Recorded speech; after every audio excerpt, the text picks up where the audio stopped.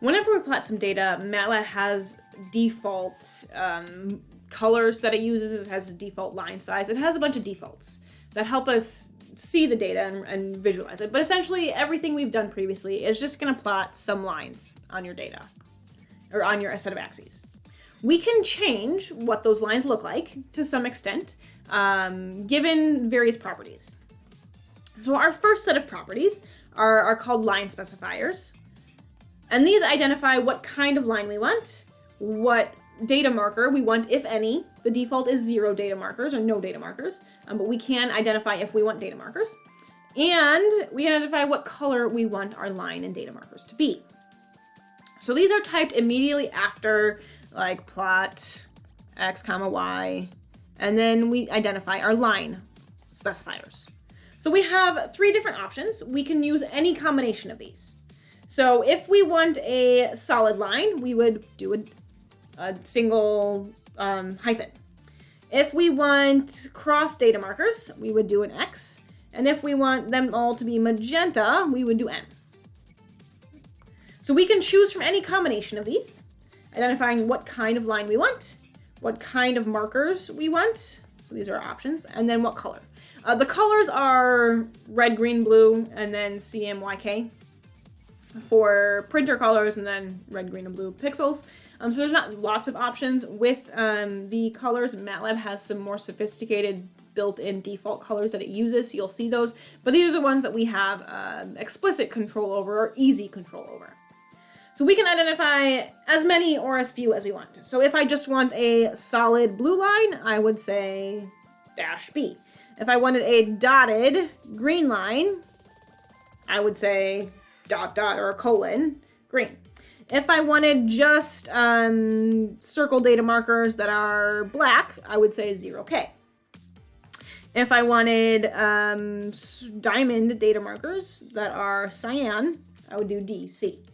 And so we can have any combination of these. We can use one of them, all 3 of them, or 2 of them.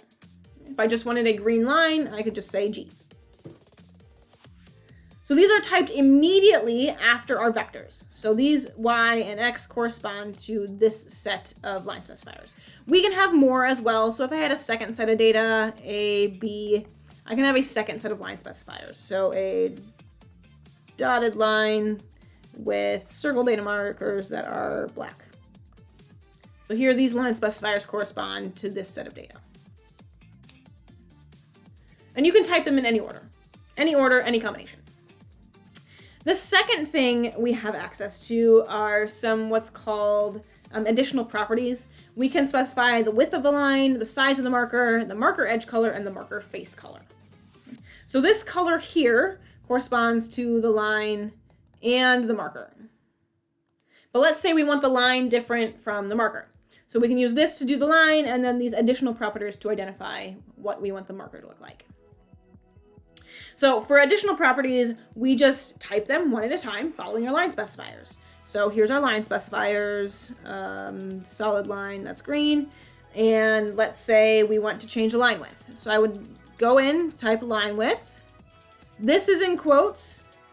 This property is in quotes. It's either camel case or all lowercase. And then we follow it with our number. So a line width, any positive number works. So maybe you want a line with a 3. You type in a 3. If you want to change the marker size, you would type marker size and any positive number. Let's say you want a marker size of 4. Just play along with these. Try different options. Sometimes you just do trial and error. See what it looks like, change it. See what it looks like, change it. If we want to do the marker edge color, we would type marker edge color. And marker face color as well. So this is the edge, and this here is the face. So edge, face of our markers. So here's a circle marker. We would just define the colors based on this table. So if we want it to be red, we would type red in single quotes, yellow, yellow in single quotes, etc.